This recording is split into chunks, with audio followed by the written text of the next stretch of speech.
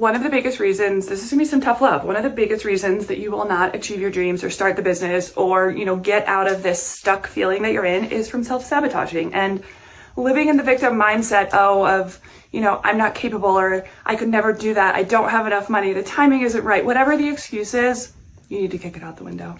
When I very first started my business, I literally lived paycheck to paycheck.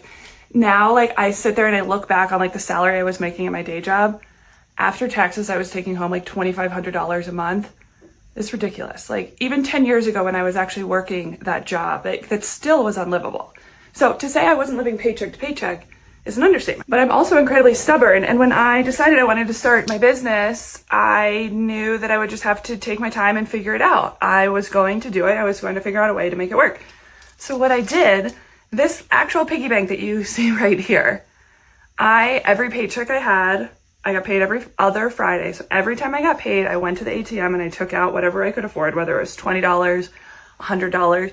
Sometimes it was a couple $100 and other times it was, less than $20. But whatever I could afford, I took out and I literally shoved cash into this piggy bank here. And the reason for that is because it was hard to get the cash in, so it was also incredibly hard to get the cash out. But I did that until there was about $4,000 in this piggy bank.